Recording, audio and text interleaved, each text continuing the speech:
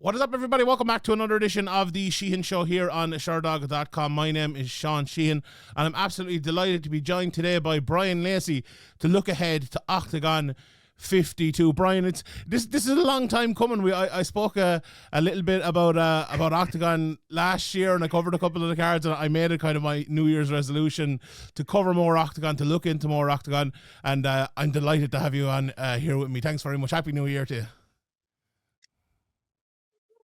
Welcome to the party, Sean. Welcome to the party. I appreciate it. No, it's really good, and yeah, I've got to admit as well. Last year, you don't know about this, but I lived a bit of my life as you, Sean, because I made a little joke with the MMA fan podcast lads.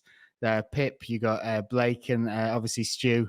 And we used to do a thing where 4 of us would go on there. Now, I couldn't do it once, so they jumped you in. And in our little group, they kept saying how good you were and how amazing it was and all the facts. I know about that. So as a joke, when I went back in, I joked and I put my name as yours, Sean Sheehan, and I forgot to change it. So I had many meetings after that where I'd have to explain the whole story that you are you and I am I, and there we go, mate. I like that. I was wondering why I didn't get an invite back on that podcast, but I think they told you they found someone better, but they actually found someone better than me. So that's good to know. That's a good story. And one I will repeat to people, no doubt about it. Come here, let's get into Oktagon because I've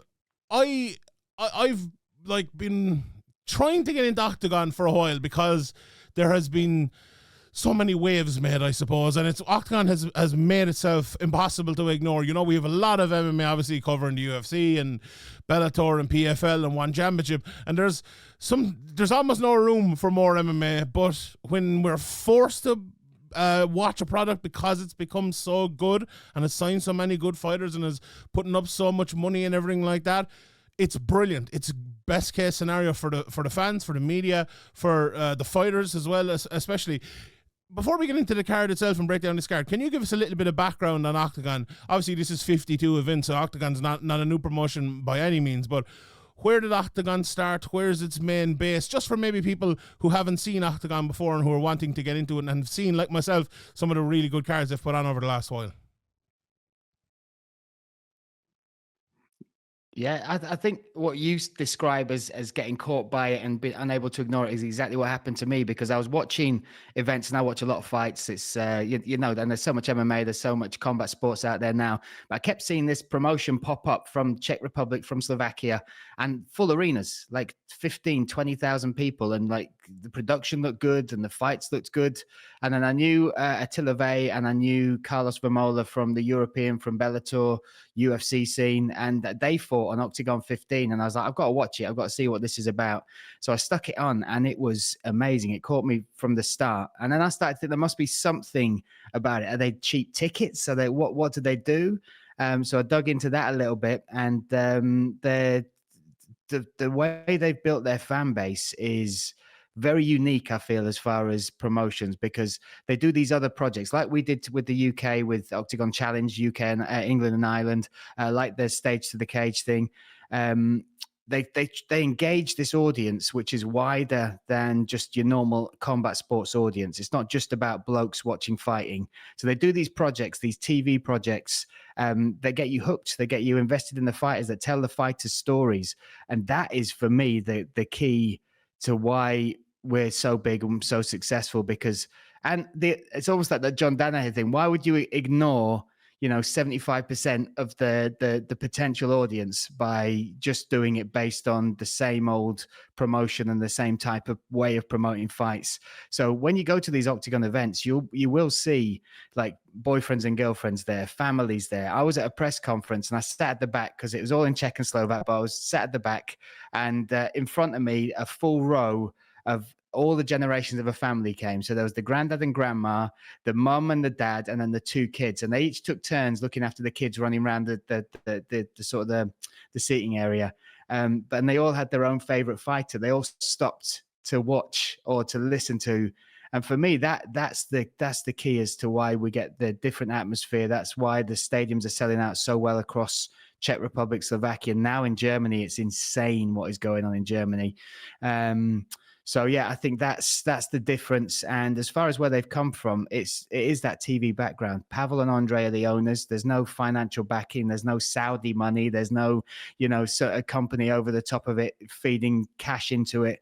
They've built it through, good business, taking big risks, and then learning from the failures and building on the successes. So it's unique, it's different, and I'm glad that it's starting to get the shine that it deserves, because when you're there and the atmosphere, and I'm sure you've heard people talk about it, or the fighters talk about walking out, it truly is something special. Yeah, without a shadow of it. I think, like, when I interviewed Paddy Houlihan before Christmas, obviously he was involved with the show that you were mentioning there, and the way he spoke about it, watching that show as well. You did a fantastic job in that, but the fighters did a fantastic job as well. It was like an old school Ultimate Fighter, and it really gets you into it. And I think you look at cards like that, and you see obviously what KSW have done as well, and I did a podcast recently, and I asked kind of the question, or we had the debate, like, can you be an MMA fan without watching the UFC? And I think places like KSW, places like Oktagon prove that you can. You talk about that family there, and we have that in every other sport. And it's funny, like in MMA, maybe we look at it as if it's something weird. Like, I'm sure there are fans in the Czech Republic who have a favorite soccer team and wouldn't care about Man United or Liverpool, just like a Real Madrid fan wouldn't care about Man United or Liverpool, or a Man United fan mightn't care about Real Madrid, that sort of thing. So I like, we have seen that down through the years, obviously with Japanese MMA, but with Japanese pro wrestling, to American pro wrestling and stuff as well. And I think the more of that actually happens, the better it is for MMA as a whole, because we've seen, like, guys, obviously, KSW's around a little bit longer than Octagon, but a similar thing will probably happen where guys have their whole career in Octagon because there's no need to move there, because they're going to be earning a good amount of money.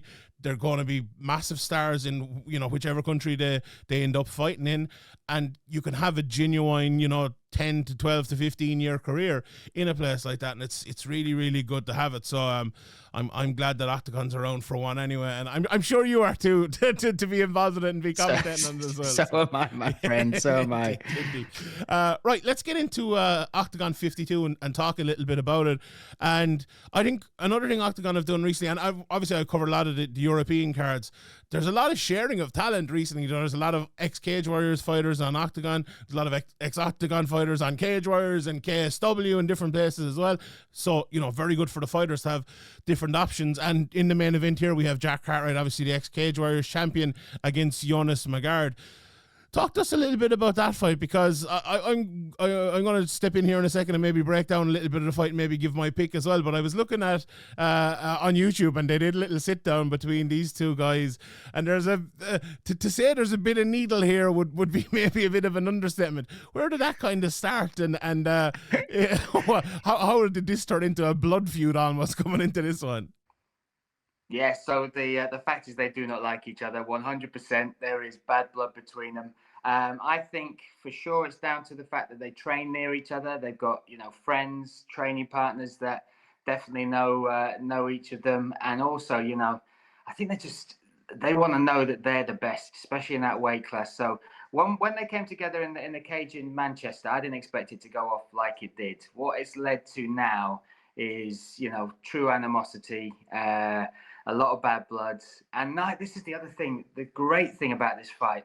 First of all, they're brilliant martial artists, but neither of them will crack under this pressure. Sometimes you see the talking, and you see, all the build up to a fight. It can affect one of the fighters, maybe both, before they even enter the cage.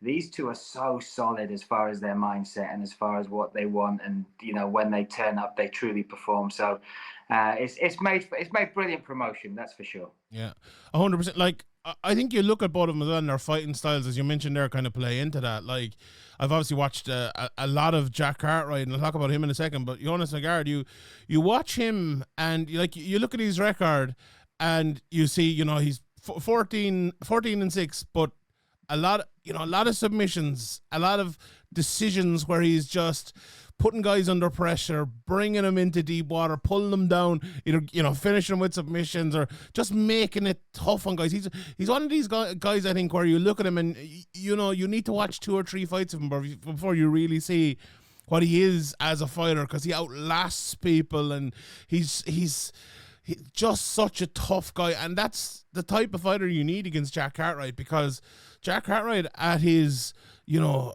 base, I suppose, is just a talent.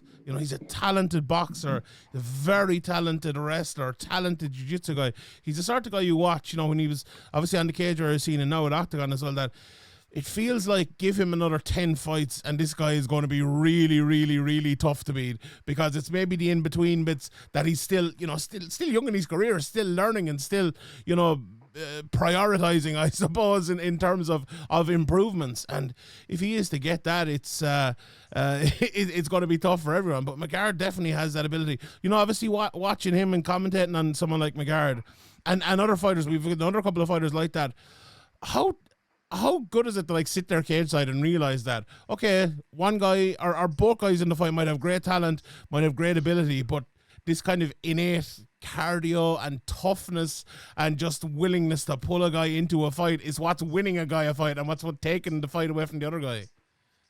It's one of the the joys, and like when you say sitting cage side, because you don't just see it, you feel it. Yeah. You feel that momentum switch. You feel Jonas realize, oh, he's on the back foot now. He might weather a storm, and then suddenly you see that momentum move towards him. And with him as well, what is great, I've called a lot of his fights. So from, when he was coming into early pros all the way through, and he has evolved 100%. You look at that record. I think he's got 5 Japanese neckties when he was coming up through the regional into the European scene. Since then, so people classed him as like a submission guy, as this wrestler, as this strong bantamweight. His hands are so good. He fought Gustavo Lopez, ex-UFC fighter, pieced him up and finished him in the second round. So it's something spectacular. It's one of those things that you make sure you take in when you're calling these types of fights, because they're only going to happen once. And these two are on this trajectory, almost a collision course, where they're coming together in their prime. And I feel like it's going to be, I feel like it could be an epic fight between these two, because the will is there, the want for what will come next, what doors it will open, but skill set wise, it's outstanding. I think it's an interesting one as well, because you look at the Felipe Lima fight, I suppose, for McGard, and the fact that, Felipe was able to take him down, obviously, a lot. And Jack is a very good takedown artist as well, but you look at that fight, and even in the 5th round, he was still fighting to get up, still fighting to, to survive in that fight and get the finish himself. And, for Jack, a guy, as I said, still kind of young enough in his career, he's had a lot of first round finishes. He's gone to a 5th round, obviously, and gone to a 4th round a couple of times as well. So he's proven that. But still, if you're McGard, you probably want to bring him to those deep waters and try to drown him in it. So this is one of those fights, maybe if Cartwright can get going early, he's a great chance of winning the fight. But if McGard can pull it and keep going late, I think he has a great chance as well. Like I feel like if Cartwright gets drawn into the talk and wants to just have a punch up here, it might work against him a little bit if he can get those. Do you think he will be drawn into that, or do you think he'll play it smart? Listen, I think Cartwright is, I think he is also somebody I've seen withstand McGard's talking, because McGard usually out-talks everybody. When you see the press conference, Cartwright is, in many people's eyes, won each of those exchanges, whether it's a sit-down or face-to-face. But he says, I'm going to come out, I'm going to come swinging. And that's what you kind of believe about Cartwright. He is that throwback type of fighter. His ground game is so good, his wrestling and everything, that he has total faith that if, somebody tries to take him down, he can stuff it, or he can make them pay for trying to come in. But I think the interesting thing as well is you look at the break he's had since that loss on the Contenders. He's had that one fight in Manchester, Oktagon 48, quick finish there. Is it enough cage time to be, stepping in against somebody like McGard, who, like you said, when he gets to those deep waters, really thrives, really shines. So Cartwright can finish it at any minute. His hands are phenomenal. He's got that death touch. But I think you're exactly right. I think it's going to be whether he can do that early or whether McGard can take it long. 100%. I put up a tweet the other night talking about guys who've gone to the Contender Series and who come back to European MMA are basically getting fed to the wolves, which is, it might sound like it's a negative thing, or it might sound like it's a criticism, but it's what has to be done. When you get to that level and you come back, you're going to be put in right at the very top level. We see that with Cartwright here, but we also see it in the co-main event with Mateo Penaz, who's getting put right to the wolves. Again, it's Matthew Bonner, obviously, who's come over from Cage Warriors as well, a former champion over there. I watched a bit of Mateo Penaz, and I've seen bits and pieces of him before, but this is the first time I've really sat down and analysed him, and he's such a good fighter. He's my type of fighter. Now, he's big and tall and lean with a lovely jab, and he's one of those guys who's tall but fights short, but which makes him fight longer, if that makes sense. He's almost crouched down and used that jab, used it so well. Such a good combination boxer. Like, he knocked out Dos Santos with a jab in one of his recent fights as well. You know, in the Dana Contender Series, he kind of got caught when the guy rushed in and kind of subbed him, and Matthew Bonner, I suppose he'll be looking to do that again. He'll be looking to go in and maybe take him down and try to do that. But also, he's a guy who's improved his striking massively. Like, in my opinion, his win over Matthias Frederick a few years ago was one of the biggest upsets, one of the best wins in the European MMA scene in that time. It was such a great win. And, he's been a guy who has taken out some of the best prospects in the European scene for years and years now. And this is a fun matchup, but a very tough one as well. There's no easy matchups in Oktagon, is there? And I look at Penaz and I kind of think, this is a star. This is a guy who can be a champion. This is a guy who can run the promotion. And going in there against Bonner, he might have a loss here, but it's such a great fight, isn't it? I'm really looking forward to this one. What's your call on this one? I love it. I absolutely love it. And again, you talk about Penaz, exactly that. He's got the star quality. He trains in Czech Republic in a big gym called Reiners MMA, but also over at All Stars. He's fought in Glory. He has got that, that amazing striking range and power. Carlos Gracia was in with him, who's also held European WBC titles in Thai boxing. And he fought him and he got dropped by a jab I think it's less than 90 seconds he got finished by him. And when I spoke to him afterwards, he said, he's got long arms, he's got this range. He said, but the way he uses it, he said, he, even though you feel you're safe and you're at a good distance, the way he uses his range, he said, I've never felt anything like it. And I think that's the thing with Penaz. He's really brought it together. If you want to look at him as well, you often look at strikers that come over to MMA and do what he does. Like, he just won against Magnar in 29 seconds in his last fight. Kind of, puts people out, uses his hands. But jump to the Chet Kone fight. Jump and watch that if you want to see like the grit of a fighter. You want to see him as an MMA fighter against somebody who's held titles, who is, still dangerous, still a decent talent in the sport, and certainly experienced. So Mate has got everything to be the star of Oktagon, really like the star of Oktagon. But Matthew Bonner, I feel like he's been underestimated so many times. I feel like people overlook him. And again, you kind of, I don't think you can't quantify just how hard he works at this sport, because it's his whole life. And he's beaten the likes of James Webb, who's mixed and he's got a win over Matt Inman when Inman was in his prime as well. That's, they're phenomenal wins. And on top of that, the question everyone's asking is, how's he going to cope with the striking of Penaz? His twin brother, Matthew Bonner's twin brother, is number 2 in the world at Thai boxing. That's your main sparring partner. That's somebody. So everybody to me talks about Penaz, the finishes, the knockouts, that star quality. But I think Bonner he's so good everywhere that people underestimate certain facets of his game. I think he's a real test for Penaz. And I think, I'm a fan of Bonner. I like him as a person. I like him as a fighter. And I feel like if he can get this win, then that relaunches him, as far as his MMA career. 100%. It's a massive fight for both of them, really. A massive fight as well.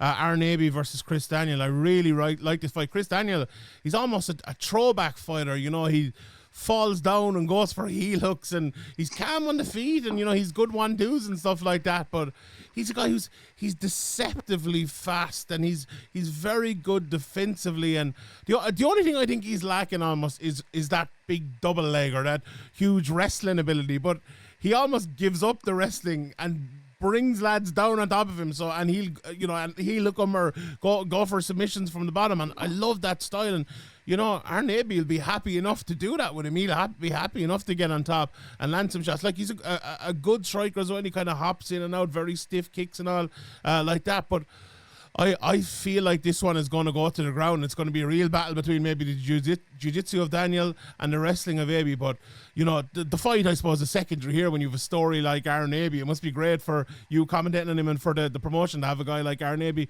Very good fight, but what a story as well. The story is, again, when you talk about this sport, it's what gets you to fall in love with fighters. It's what opens your eyes to, in our sport, how you can share with people the role models. People still have this perception of this sport. People still think it's a certain type of person that either competes in it and a certain type of person that watches it. And then you introduce them to Aaron Aby and you say, this is the guy. One of the most humble, beautiful human beings, has done so much, has come up against so much, and is still smiling every step of the way and achieving great things. Like that last fight with Garcia, that was the best he's ever looked. Physically, strategically, I mean, even the dominance he had in a number of those rounds and those positions, even with the cut to keep pushing forward, it was the best we've ever seen him. Christopher Daniel is, I think could be almost a tougher challenge than Garcia, because he is that, sly martial artist. Like you saw in his last, I don't know if you watched his last fight, but he basically pulled the guard and got the heel hook from setting up there. It was beautiful. And that's what Aby's got to be switched on for the entire fight. I think Christopher Daniel is also bigger. I think he's stronger than Garcia, certainly as far as he looks like a big flyweight. And again, the flip side of Aaron Aby's fighting with the condition-assisted fibrosis is he can't cut weight. Like, he cannot put his body through that because the effect it could have. So he's only recently started cutting, extra few pounds to make that 125. So I think size could be certainly a player in this. But it's just a great fight. I think Christopher Daniel coming over, he competes in combat jiu-jitsu regularly as well. He's one of these fighters that is always active. He's always doing something. And like you said, he's a throwback. But Aaron is firmly on the chase for the fairy tale ending. He wants that Rocky 2. He wants a belt round his waist. And, trying to be unbiased, but knowing the man and having as a friend, there'd be no greater moment for him, his family, his friends, everyone who's been through everything with him, because he hasn't been through this on his own, to see that gold belt wrapped around his waist at some point. Yeah, it'd be absolutely massive. And I suppose those are kind of the three big fights for me. But what else are you looking forward to on the undercard? I suppose for me, the Stuart Austin-Palaz fight, watching a bit of Adam Palaz, an absolute beast, a massive guy. He just throws everything down if he shots. But also the Irish guys in this card, Dennis Frimpong, Arman Tarzik, coming in there, coming off of the show as well. You must have a little bit of a soft spot for them, I think. Give us a quick rundown of the undercard and what you're looking forward to on that.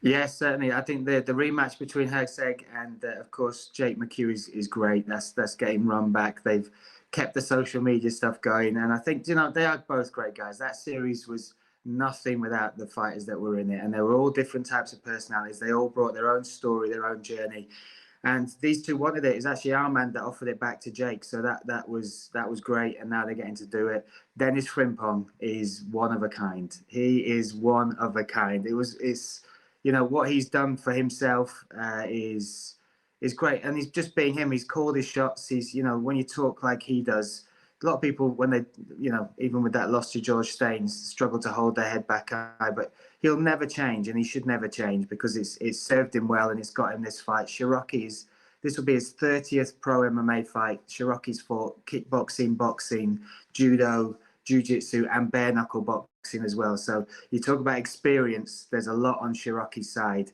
But Dennis Frimpong is not to be underestimated. I think he is one hell of a puzzle for any fighter to solve. So that one I'm looking forward to particularly. Corey Fry versus Holzer as well. I think Corey Fry had a fantastic outing in Cologne, beat Dennis Ilbai by armbar. This is the knockout artist getting the armbar finish, and it was a great moment for him coming up against 6-0 Dennis Holzer, who is a submission specialist. So for me, that one is going to solidify Corey Fry in the division. Shia Busif always brings the Assassin Army. That'll be fun against Kexel. So the undercard is stacked, and I'll give a shout out as well. I spent some time with the two young lads from the Northeast that are on the card, Dan Brainbridge and Nathan Hayward. They, I actually went to their last sparring session, and it was phenomenal to watch. I've seen those guys come up through the amateur ranks, and to see where they are now, and how excited they are for this opportunity and to be part of Oktagon was very special. So from top to bottom, it should be fun, mate. Kicks off at a nice time as well for us MMA fans. We're not waiting up till 6 a.m. So 5 o'clock, you can sit there with your tea and biscuits, your beer, whatever you fancy. Your sherry. I reckon you're a sherry man, Sean. I don't know why. Whatever you give me, I'll drink it. No problem. I'll take a sherry off you. No problem. Yeah. So that's what's to look forward to, brother. Yeah, you can't beat it. Early MMA, January 27th over in Newcastle. Tickets still available, I believe. So if you're in the area, check them out. It'll be a great night of MMA. Bryan, thank you very much for joining me. Thank you to everybody for tuning in for the Sheehan Show. My name is Sean Sheehan. I'll see you all next time.